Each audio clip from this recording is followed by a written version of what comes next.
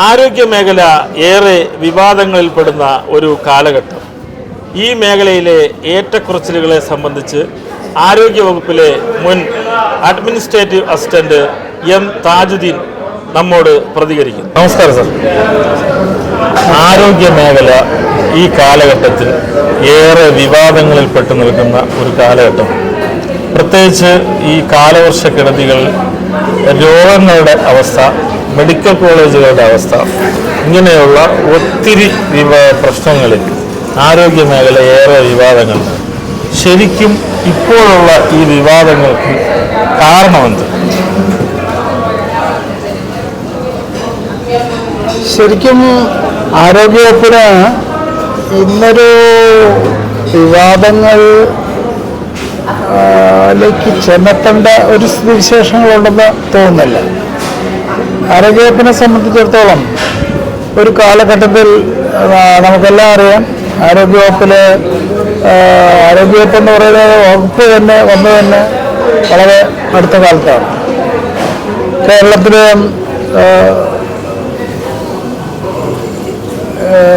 ഈ allopathy medicine system തന്നെ കൊണ്ടുവന്നത് ഇംഗ്ലീഷുകാരുടെ കാലത്താണ്. ഇന്ത്യയിലെ വിദ്യാഭ്യാസവും അതുപോലെ തന്നെ ആരോഗ്യരംഗവും ഇങ്ങനെ തുടക്കം കുറിച്ചത് ബ്രിട്ടീഷുകാരുടെ ഭരണകാലത്ത് തന്നെയാണ്. അതിനുശേഷം കാലങ്ങൾ ഞാൻ മാറി വന്നു. വളരെയേറെ മാറ്റങ്ങൾ അതിനുശേഷം നമുക്ക് ഇപ്പം നേരിടേണ്ടി വന്നു, അനുഭവിക്കാനുള്ള അവസരങ്ങൾ കിട്ടിയിട്ടുണ്ട്. അതിനൊരു ഉദാഹരണം എന്ന് പറയുന്നത്, ആദ്യകാലത്ത് നമുക്ക് ഒരു പെൻസിലിൻ ഉണ്ടായിരുന്നില്ല. അതുപോലെ തന്നെ ഒരു ഇൻസുലിൻ പോലും നമ്മുടെ ഉണ്ടായിരുന്നില്ല. ആരോഗ്യത്തിലും മറ്റ് പല അസുഖങ്ങൾക്ക് ചികിത്സിക്കാനുള്ള സൗകര്യങ്ങൾ ഇല്ലാതിരുന്നൊരു കാലഘട്ടം നമ്മൾ ഫേസ് ചെയ്തിരുന്നു. അന്ന് അലോപ്പതിയും അതുപോലെ ആയുർവേദവും അതുപോലെ തന്നെ മറ്റ്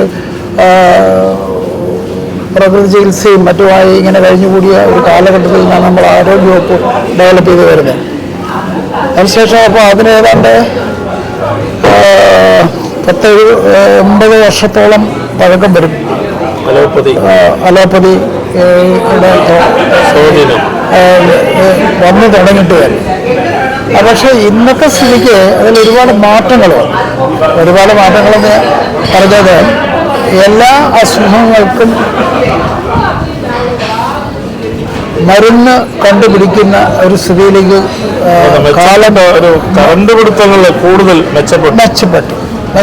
അതിന് ഉദാഹരണത്തിന് നമുക്കിപ്പോൾ തന്നെ അറിയാം, കോവിഡ് വന്ന ആ കാലഘട്ടത്തിൽ വളരെ, അതായത് 2019 മുതലുള്ള വളരെ ചുരുങ്ങിയൊരു കാലം കൊണ്ട് തന്നെ അതിനെ ഒരു പരിധി വരെ നിയന്ത്രണ വിധേയമാക്കാൻ നമുക്ക് കഴിഞ്ഞിരുന്നു.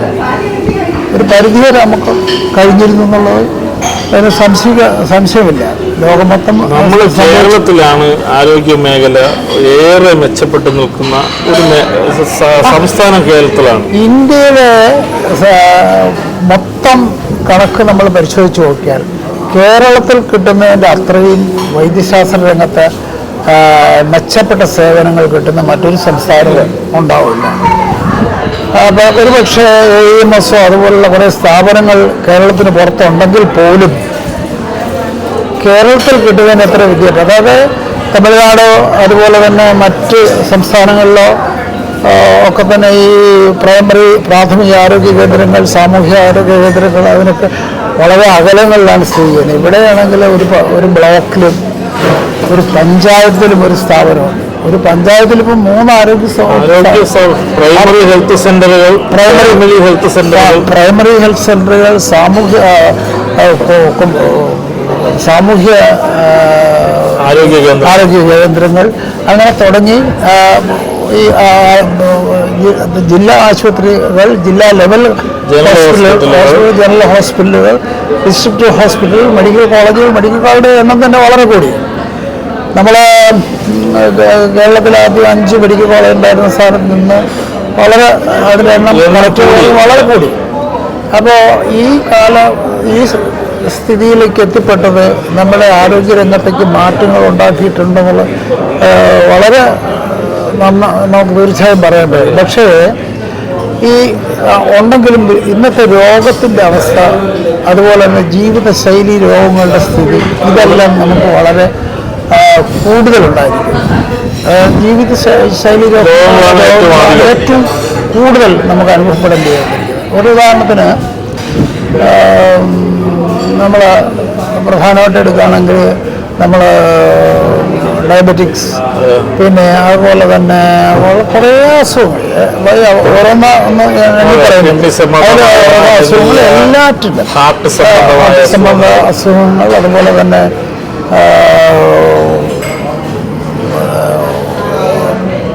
ഈ ഡയബറ്റിസ് അത് ഏറ്റവും പ്രധാനമായിട്ട് വരും. അതുപോലെ തന്നെ മറ്റെല്ലാ അസുഖങ്ങളുടെയും ഒരു കാരണം ജീവിതശൈലി വന്ന മാറ്റങ്ങളാണ്. നമ്മളെ വന്ന മാറ്റങ്ങളാണ്. പണ്ടുള്ള രീതിയിലുള്ള ആഹാരക്രമങ്ങളല്ല. പണ്ട് രോഗങ്ങൾ കുറവായിരുന്നതിനോടൊപ്പം നമ്മുടെ ആഹാരക്രമങ്ങളും വ്യത്യസ്തമായിരുന്നു. പക്ഷെ അതിപ്പോൾ മാറിപ്പോയി. നമ്മുടെ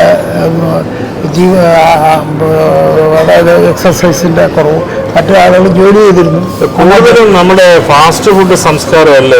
ഫാസ്റ്റ് ഫുഡ് സംസ്കാരം ഉറപ്പായിട്ടുമുണ്ട്. കേരളത്തിൽ ഇന്നത്തെ ആരോഗ്യ ചെറുപ്പക്കാരെ സംബന്ധിച്ചിടത്തോളം അവർ സ്വീകരിച്ചിരിക്കുന്ന ഒരു മാർഗം എന്ന് പറയുന്നത് ശരിക്കും പറഞ്ഞാൽ വളരെ വളരെ പരിതാപകരമാണ്. അതെ, വളരെ പരിതാപകരമാണ്. അതുപോലെ തന്നെ അത് വളരെ അപകടകരവുമാണ്. ഈ ഫുഡിൻ്റെ സംസ്കാരം, അത് നമ്മൾ കഴിക്കുന്ന സാധനങ്ങളിൽ കഴിക്കുന്ന ഇപ്പോൾ നമ്മൾ ഓടിച്ചെന്ന് ഈ തട്ടുകടകളിലെ ആ വ്യാപാരങ്ങൾ, അതൊക്കെ ആളുകളുടെ ജനത്തിൻ്റെ ജീവിതമാർഗങ്ങളാണെങ്കിൽ പോലും ഈ ജനത്തിൻ്റെ ആരോഗ്യസ്ഥിതി വളരെ മാറിയിരിക്കുന്നു. അപ്പോൾ അതുപോലെ തന്നെ ആഹാരത്തിൻ്റെ കാര്യത്തിൽ നമുക്ക് ഒരുപാട് മാറ്റങ്ങൾ വന്നിട്ടുണ്ട്. പണ്ടത്തെ കാലത്ത് ഒരു പക്ഷേ അരിയോ ചോറോ അതുപോലെ തന്നെ കപ്പയോ അതുപോലെ കുറച്ച് അല്പം മീനോ ഒക്കെ കഴിച്ചിരുന്ന ഒരു കാലഘട്ടത്തിൽ നിന്ന് നമ്മളിപ്പോൾ മാറിക്കൊണ്ടാണ്. ഇപ്പോൾ എല്ലാം ചിക്കൻ, അതിൻ്റെ വ്യത്യസ്തമായ വിവിധ പേരുകളിൽ അറിയപ്പെടുന്ന ആഹാര രീതികൾ, ആ രീതികളിൽ എന്തൊക്കെ ആരൊക്കെ എങ്ങനെ ഉണ്ടാക്കുന്നു എന്നുള്ളതിനെ പറ്റി നമുക്ക് അടങ്ങിയിരിക്കുന്ന ഇൻഗ്രീഡിയൻസ് എന്നുപോലും ആർക്കും അറിയാൻ പറ്റില്ല. അത് കുറച്ച് രുചിക്ക് വേണ്ടി, രുചിഭേദത്തിന് വേണ്ടി ആളുകൾ ഇങ്ങനെ ആളുകൾ പോകുന്നു എന്നുള്ളതാണ്. പ്രത്യേകിച്ച് ചെറുപ്പക്കാർ വളരെ അവരെ പലപ്പോഴും ഞാനിത് പറഞ്ഞു കേട്ടിട്ടുള്ള, ഇപ്പോഴത്തെ അനുഭവം കണ്ടിട്ടുള്ളതാണ്. ഈ കരിക്കിൻ ഷേക്ക് എന്നും പറഞ്ഞ് അതിനകത്ത് എന്തൊക്കെയോ പൊടികളൊക്കെ ചേർത്ത് കൃത്രിമമായി ഉണ്ടാക്കി കൊടുക്കുന്ന ഒട്ടേറെ എല്ലാ ആഹാര സാധനങ്ങളിലും കൃത്രിമം കലർന്നു പോയിരിക്കുന്നു. അപ്പോൾ ഇതൊക്കെയാണ് ഈ ആരോഗ്യ പ്രശ്നത്തിൻ്റെ ഇത്രയും പ്രധാനപ്പെട്ട കാരണങ്ങൾ. പിന്നെ ഒരുപാട് അസുഖങ്ങളുടെ, ക്യാൻസറിൻ്റെ വർധനവ്, പിന്നെ അതൊക്കെ എന്തൊക്കെയാണ് അതിൻ്റെ കാരണങ്ങളെന്ന് നമ്മൾ അനലൈസ് ചെയ്യേണ്ടിയിരിക്കുന്നു. പിന്നെ ഇങ്ങനെ പിന്നെ അതുപോലെ തന്നെ ഇപ്പോൾ ഡോക്ടേഴ്സിൻ്റെ എണ്ണം ഇപ്പോൾ സ്പെഷ്യലൈസ്ഡ് ഡോക്ടേഴ്സിൻ്റെ ഒരു കാലഘട്ടമാണ്. ഓരോ അവയവത്തിനും ഓരോ ഡോക്ടർമാർ. മുൻകാലങ്ങളിൽ ഡോക്ടർമാർ ജനറൽ മെഡിസിൻ മാത്രമായിരുന്നു നമ്മളൊക്കെ സ്വീകരിച്ചിരുന്നത്. ഈ സ്പെഷ്യലൈസ്ഡ് ഡോക്ടർമാരുടെ വരവോടുകൂടിയും രോഗനിർണയം വളരെ വേഗത്തിലായതോടുകൂടിയും ഒത്തിരി മാറ്റങ്ങൾ സംഭവിച്ചു എന്ന് പറയുമ്പോഴും രോഗികളുടെ എണ്ണം ഭീകരമായി കൂടിക്കൊണ്ടിരിക്കുകയാണ്. അത് ശരിയാണ്, വളരെ ശരിയാണ്. അതിൻ്റെ പ്രശ്നമെന്ന് പറയുന്നത് പണ്ട് ഫിസിക്കൽ മെഡിസിൻ, അതായത് ജനറൽ മെഡിസിനും പിന്നെ സർജറി, അതുപോലെ ഗൈനക്കോളജി, അങ്ങനെ വളരെ ചുരുക്കം സ്പെഷ്യാലിറ്റി ഉണ്ടായിരുന്നൊരു കാലഘട്ടത്തിൽ നിന്ന് നമ്മളിപ്പം നഖത്തിനും പിന്നെ എല്ലാറ്റിനും ഓരോ ശരീരത്തിൻ്റെ അവയവങ്ങൾക്കും സ്പെഷ്യാലിറ്റി വിഭാഗങ്ങളായി മാറിക്കഴിഞ്ഞു. ഇപ്പം തന്നെ ENT എന്ന് പറയുന്നത് 4-5 വിഭാഗമായി മാറിക്കഴിഞ്ഞു. അപ്പോൾ അതൊക്കെ വന്നപ്പോൾ ഈ സ്പെഷ്യാലിറ്റി കൂടുന്തോറും മാറ്റങ്ങൾ നമുക്ക് അനിവാര്യമാണ്, അത് വേണം. പക്ഷേ എങ്കിലും നമുക്ക് നമ്മുടെ രോഗികളുടെ എണ്ണം കുറയുന്നില്ല. സാർ, ഒരു കാര്യം ചോദിച്ചോട്ടെ.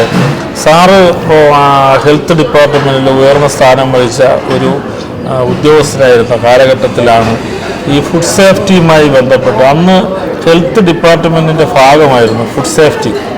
ജില്ലകൾ തോറും ജില്ലാ കളക്ടറുടെ നേതൃത്വത്തിലുള്ള ഫുഡ് സേഫ്റ്റി ഹെൽത്ത് ആരോഗ്യ വിഭാഗം ജില്ലാ അടിസ്ഥാനത്തിൽ നിയന്ത്രിക്കാൻ പറ്റുന്ന ഒരു വിങ് ഉണ്ടായിരുന്നപ്പോൾ ഉള്ള അവസ്ഥയല്ല ഇന്നുള്ളത്. ഇന്ന് ആ ഫുഡ് സേഫ്റ്റി കമ്മീഷണർ ആരോഗ്യ വകുപ്പിൽ നിന്നും വേർപെട്ട് പ്രധാന ഒരു വകുപ്പായി നിലനിൽക്കും. അപ്പോഴും ഇവിടെ ഈ രോഗാവസ്ഥയ്ക്കും ഈ ആഹാരത്തിലെ മായം കലർത്തുന്നത് പിടിക്കപ്പെടാനും ഒത്തിരി നിയമങ്ങളും സംവിധാനങ്ങളും ഉണ്ടെങ്കിലും പ്രായോഗിക തലത്തിൽ വളരെ കുറവായി കാണും.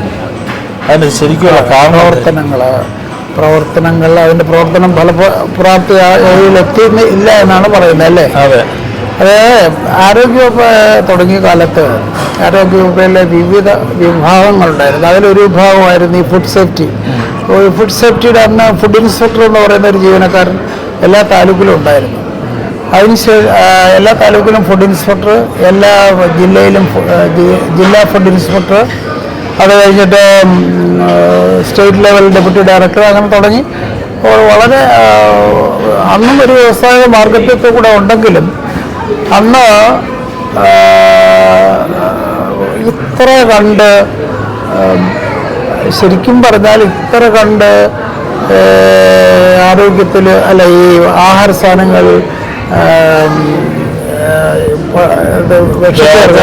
വിഷം ചേർക്കുന്ന ഒരു സമ്പ്രദായം ഉണ്ടായിരുന്നില്ല. പക്ഷെ ഇപ്പോഴത്തെ സ്ഥിതി എന്ന് പറയുന്നത് മനുഷ്യൻ വ്യത്യസ്തമായ ആളുകളായി മാറി. മനുഷ്യർ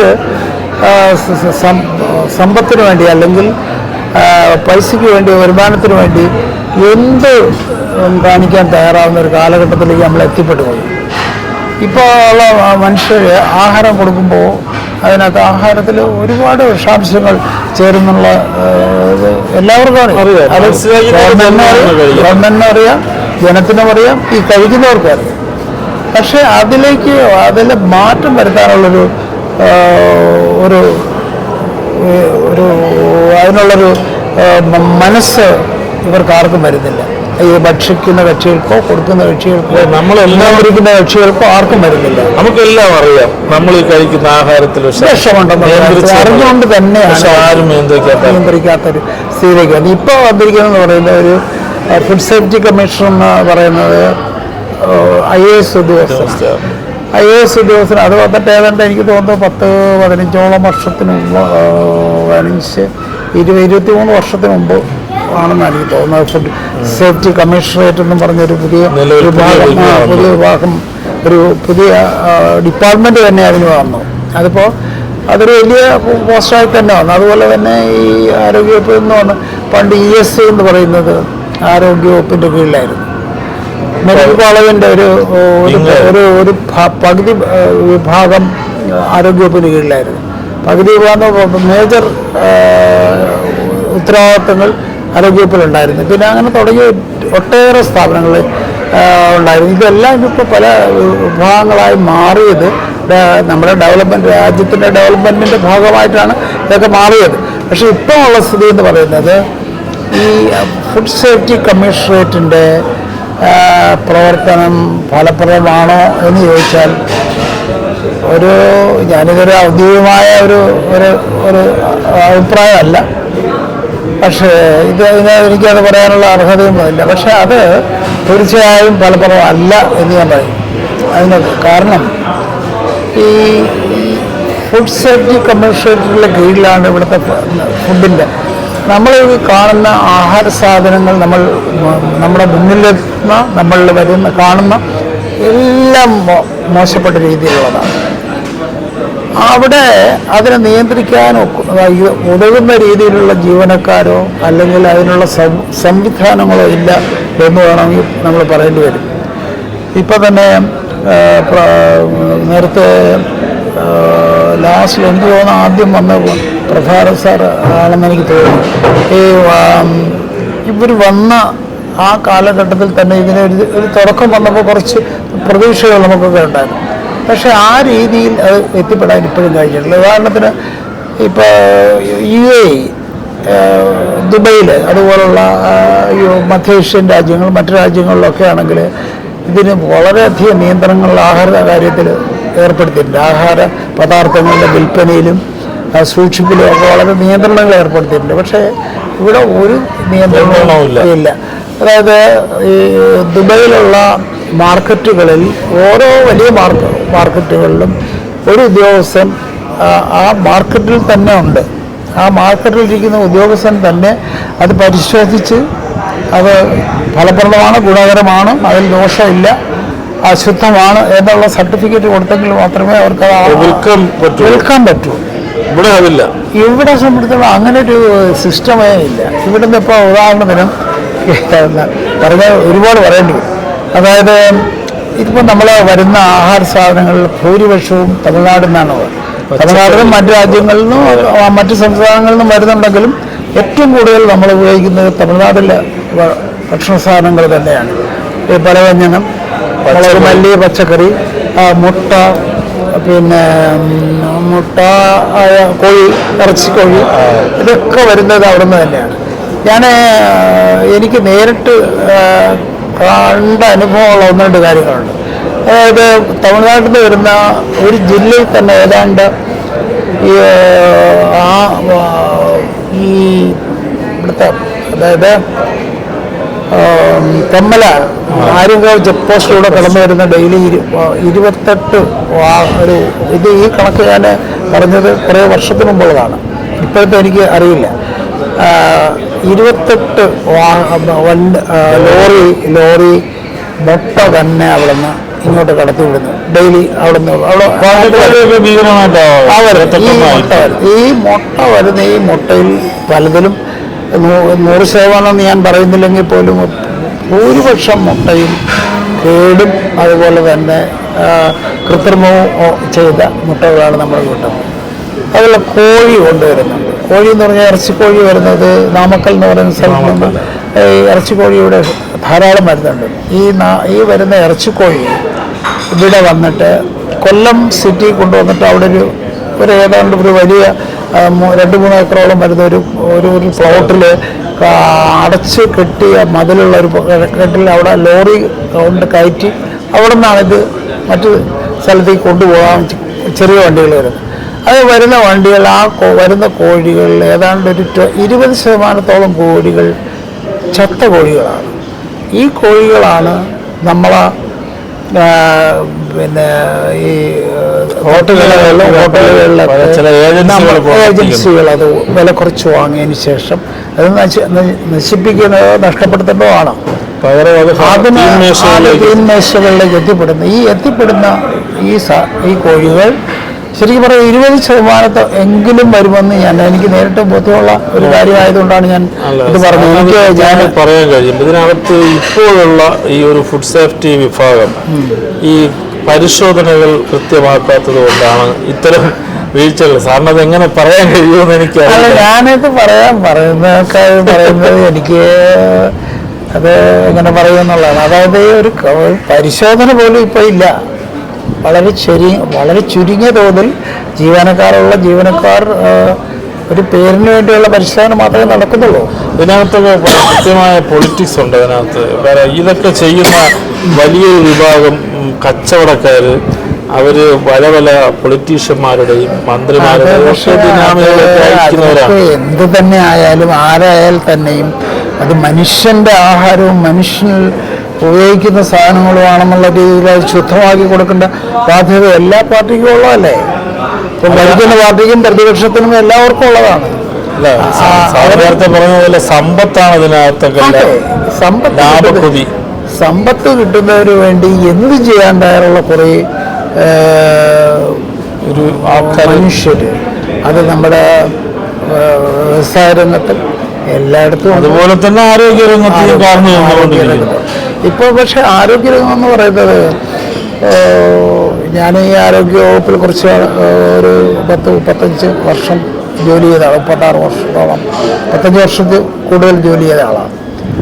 പിന്നെ അപ്പോൾ ആ അനുഭവം കൊണ്ട് ഞാൻ പറയുകയാണ്. ഇപ്പോൾ പണ്ടത്തെ ആശുപത്രികളിൽ നിന്നും വളരെ മാറ്റങ്ങൾ ഇപ്പോഴത്തെ ആശുപത്രിയിലേക്ക് വന്നിട്ടുണ്ട്. അപ്പോൾ ഈ പുനലൂർ താലൂക്ക് ഹോസ്പിറ്റലാണ്. അതായത് ആ ആശുപത്രി ആദ്യകാലത്ത് വളരെ ചെറിയ തോതിൽ നടന്നിരുന്ന ആശുപത്രി ഇപ്പം ഏതാണ്ട് 5 ഏക്കർ ഭൂമിയുള്ള ഒരാശുപത്രിയാണ്. ആ ആശുപത്രി ഇപ്പം ഇന്ത്യയിലെ ഏറ്റവും നല്ല ആശുപത്രിയായി ഡിക്ലെയർ ചെയ്ത് അവർക്ക് അവാർഡ് കൊടുത്തു. അല്ല, അത്തരത്തിലെ അവാർഡുകളും മെച്ചപ്പെട്ട സൗകര്യങ്ങളും ഒക്കെ ആശുപത്രിയിൽ ഉണ്ടാവുന്നുണ്ട് കാലാകാലങ്ങളിൽ ആരോഗ്യരംഗം മെച്ചപ്പെടുന്നതനുസരിച്ച്. അതോടൊപ്പം തന്നെ മെഡിക്കൽ കോളേജുകളെ കുറിച്ച് വരെ വലിയ പ്രചരണങ്ങൾ, നമ്മൾ കേൾക്കാൻ ആഗ്രഹിക്കാത്ത വലിയ പ്രചരണങ്ങളും നമ്മൾ അത് ഈ 1-2 സംഭവങ്ങൾ, ഈ കോഴിക്കോട് നടന്ന സംഭവങ്ങളെ പോലുള്ള അതിനെപ്പറ്റി ആയിരിക്കും താങ്കൾ പറയുന്നതെന്ന് ഞാൻ വിശ്വസിക്കുന്നു. പക്ഷേ അത്തരം കാര്യങ്ങൾ എനിക്ക് അതിൽ പറയാനുള്ളത്, ഈ ഡോക്ടർമാരെ സംബന്ധിച്ചിടത്തോളം മനുഷ്യനെ നമ്മൾ കണക്കൂട്ടി നോക്കും. മനുഷ്യൻ്റെ എടുത്ത് നോക്കിയാൽ ഈ എല്ലാ മനുഷ്യനും മനുഷ്യനായി ജീവിച്ച് മരിക്കാനേ കഴിയൂ, വേറൊന്നും ആവാൻ പറ്റത്തില്ല, ഒരു ആളും ആവാൻ കഴിയില്ല. പക്ഷേ ഡോക്ടർമാർക്ക് ദൈവമാവാം, ഒപ്പം പിശാചുമാവാം. ദൈവമാവാം എന്ന് പറയുന്നത്, നമ്മൾ മരണക്കിടക്കയിൽ കിടക്കുന്ന ഒരു രോഗിക്ക് ജീവൻ തിരിച്ചു കൊടുക്കാൻ കഴിയത്തക്ക രീതിയിലുള്ള പ്രതീക്ഷയല്ല, അതിനുള്ള അതിൻ്റെ ചെയ്യാനുള്ള സൗകര്യങ്ങൾ ഒപ്പിച്ചു കൊടുക്കുമ്പോൾ, അത് നോക്കിക്കണ്ട് ആ കാര്യങ്ങൾ അവർ രക്ഷപ്പെടുത്തി എടുക്കുമ്പോൾ ആ മനുഷ്യന് മുമ്പിൽ, ആ മനുഷ്യന് എന്താ പറയുക, ഞാനുൾപ്പെടെയുള്ള നമ്മുടെ എല്ലാം മുമ്പിൽ അവർ ദൈവമാണ്. അതേസമയം ഒരു രോഗി ചെല്ലുമ്പോൾ ചവിട്ടി പുറത്താക്കിയിട്ട് എനിക്ക് നോക്കാൻ സമയമില്ല, കൊണ്ടുപോകും, അല്ലെങ്കിൽ എന്തെങ്കിലും ഒഴി പറഞ്ഞ് നോക്കാത്ത രീതിയിൽ തുണ്ടുന്ന ആ മനുഷ്യൻ ചെകുത്താനുമാകുന്നു. അപ്പോൾ മനുഷ്യനും ചെകുത്താനുമാവാൻ കഴിയുന്ന ഒരേ ഒരു വിഭാഗം ഒരു എഞ്ചിനീയർക്ക് കഴിയില്ല, വേറെ ഒരു വിഭാഗത്തിലുള്ള ഒരു ഉദ്യോഗസ്ഥനോ ജീവനക്കാരനോ ആർക്കും കഴിയില്ല എന്നുള്ള വിശ്വാസമാണ്. ഇത് ഞാൻ പറയുന്ന കാര്യം ഒരുപക്ഷെ നിങ്ങൾക്ക് ഇഷ്ടപ്പെട്ടില്ല എന്ന് വരും. അത് പക്ഷെ എൻ്റെ അനുഭവം കൊണ്ട് പറയുകയാണ്, ഈ ദൈവവും പിശാചുമാവാൻ കഴിയുന്ന ഒരു വിഭാഗം ഇവർ തന്നെയാണ്, ഡോക്ടർമാർ തന്നെയാണ്. അപ്പോൾ അവർക്ക് ദൈവമാവാം, പിശാചുമാവാം. അപ്പോൾ ഈ ദൈവമാവുന്ന കുറേ ഡോക്ടർമാരുണ്ട്, എനിക്കറിയാവുന്ന ഒരുപാട് ഡോക്ടർമാരുണ്ട്. എൻ്റെ ഒരു അവൻ്റെ ഡോക്ടർ സുബാർ എന്ന് പറഞ്ഞൊരു കക്ഷി, ഒരു ഡോക്ടർ വർഷങ്ങൾക്ക് മുമ്പ് വയനാട് ജില്ലാശുപത്രിയിലുണ്ടായിരുന്നു, വയനാട് മാനന്തവാടി ജില്ലാശുപത്രിയിലുണ്ടായിരുന്നു. ആ മനുഷ്യൻ ഞാനിപ്പോഴും അദ്ദേഹത്തെ ഓർക്കുന്നു. വളരെ, അതായത് പുള്ളി ഒരു രൂപ പോലും ആരെയൊന്നും വീട്ടിൽ പ്രാക്ടീസ് എന്ന് മേടിക്കുന്നില്ല. വീട്ടിൻ്റെ താമസിക്കുന്ന ഒരു ചെറിയ, വളരെ വാടക കുറഞ്ഞൊരു ചെറിയ വീട്ടിൽ അദ്ദേഹം ഭാര്യയുണ്ട്. 2 പേരും അവിടെ വരുന്ന എല്ലാ കക്ഷികൾക്കും ഒരു രൂപ പോലും വാങ്ങാതെ അവരെ നോക്കും. അതുപോലെ തന്നെ ഈ കക്ഷികളെ, ഈ രോഗികളെ നോക്കുന്നതിനോടൊപ്പം തന്നെ ആശുപത്രികളിൽ അവർ ദൈവങ്ങളായി കഴിഞ്ഞുകൂടിയ, ഇന്നത്തെ കഥ എനിക്കറിയില്ല, ഇത് ഏതാണ്ട് 1980 ഒരനുഭവമാണ് ഞാൻ പറയുന്നത്. ഇപ്പോൾ എനിക്കൊരു അറിയില്ല. പക്ഷേ ഞാൻ പറഞ്ഞ അതുപോലുള്ള കുറേ അനുഭവങ്ങളുണ്ട്. അതേസമയം വളരെ മോശമായി പെരുമാറുന്നവരുണ്ട്. പക്ഷെ അതുപോലെ ഇപ്പോൾ ഈ നടന്ന സംഭവങ്ങളിൽ ഒരു പക്ഷേ കൈപ്പേയാവാം, മനഃപൂർവ്വം ആവാം എന്ന് ഞാൻ വിശ്വസിക്കുന്നില്ല. കൈപ്പിഴയാവാം, എന്തെങ്കിലും അത് പറ്റുന്ന വരും. പിന്നെ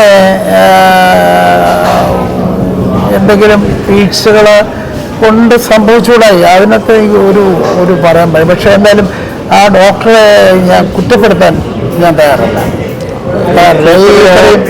കൈപ്പിഴ ആകാം, പക്ഷേ അത് മനഃപൂർവ്വമായ ഒരാളിനെ കൊല്ലാൻ വേണ്ടിയോ അല്ലെങ്കിൽ ഒരാളിനെ ഉപദ്രവിക്കാൻ വേണ്ടിയോ ഒരിക്കലും മനുഷ്യജീവൻ നഷ്ടപ്പെടുമ്പോൾ ഉണ്ടാകുന്ന ഒരു വലിയ നഷ്ടം, അല്ലെങ്കിൽ ആ കുടുംബത്തിനുണ്ടാകുന്ന വലിയൊരു നഷ്ടം, ആ വേദന തന്നെയാണ്.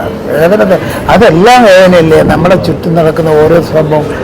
ഇന്നലെ ഒരു ഇതിൽ കണ്ട ഒരു മഹാരാഷ്ട്രയിലൊരു വീട്ടിലിട്ട് അങ്ങനെ വെള്ളത്തിലൊലിച്ചു പോയ സംഭവം, ഒരു കുടുംബത്തിലോട്ട്. അതുപോലെ മരണം ധാരാളം സംഭവിക്കാറുണ്ട്. പക്ഷെ ഇതിനകത്ത് ഈ ഇദ്ദേഹത്തിന് സംഭവിച്ചത് കൈപ്പഴയാകും എന്ന് ഞാൻ വിശ്വസിക്കുന്നു. പിന്നെ ഈ ഡോക്ടർമാരെ സംബന്ധിച്ചിടത്തോളം നമുക്ക് ഒഴിവാക്കാൻ കഴിയാത്ത വിഭാഗമാണ്, അവരെ നമുക്ക് തള്ളിക്കളയാൻ പറ്റത്തില്ല. പിന്നെ ആരോഗ്യവകുപ്പിൽ വന്നിട്ടുള്ള എന്തെങ്കിലും വീഴ്ചകൾ പ്രശ്നങ്ങളൊക്കെ ഉണ്ടെങ്കിൽ അത് പരിഹരിച്ച് പരിഹാരം കണ്ടെത്തണം. നമുക്ക് കഴിഞ്ഞ മിനിസ്ട്രിയുടെ കാലത്ത് ഷൈലജ മാഡം മന്ത്രിയായിരുന്ന കാലത്ത് നമ്മുടെ ആരോഗ്യവകുപ്പിന് വളരെ സജീവമായി കൊണ്ടുനടക്കാൻ അവർക്ക് കഴിഞ്ഞു. ഒത്തിരി മാറ്റങ്ങൾ ആരോഗ്യവകുപ്പിൽ മന്ത്രിയായിരുന്നു. അവരെ നമുക്ക് 100% മന്ത്രിയാണ്. അതെ, അല്ല അവരെ നമ്മൾ വളരെ അവരെ അപ്രീഷിയേറ്റ് ചെയ്യണം. അവരുടെ എത്രമാത്രം അത്രയും അപ്രീഷിയേറ്റ് ചെയ്യേണ്ടത്. അതുപോലെ തന്നെ പല വന്നിട്ടുണ്ട്, ഒരുപാട് ഈ കാലഘട്ടത്തിൽ വന്ന ഒരുപാട് മന്ത്രിമാരുണ്ട്. അവർ പലരും ഇതൊക്കെ ചെയ്തിട്ടുണ്ട്, നല്ല കാര്യങ്ങൾ ചെയ്തിട്ടുണ്ട്. പക്ഷേ ഉണ്ടെങ്കിലും ഇപ്പോഴത്തെ ഈ കാലഘട്ടത്തിൽ എത്തിപ്പെട്ടതിൻ്റെ അത്രയും വലുതായിട്ട് ഒരു കാലത്ത് വന്നിട്ടില്ല. ഈ പ്രൈവറ്റ് മേഖലയിൽ ചൂഷണത്തിന് വിധേയരാകുന്ന ഒത്തിരി പേർക്ക് വലിയൊരു അനുഗ്രഹമായി മാറും. ആരോഗ്യം തന്നെയാണ് സമ്പത്ത്. സമ്പത്തുള്ളവർക്കും ആരോഗ്യം നശിക്കാതിരിക്കട്ടെ. സാറിൻ്റെ അഭിപ്രായം കടമെടുത്ത് പറഞ്ഞാൽ ഒരു ഡോക്ടർക്ക് ദൈവവുമാകാം ചെകുത്താനുമാകാം, എന്നാൽ കൈപ്പിഴകൾ പറ്റാതിരിക്കട്ടെ. വളരെ നന്ദി.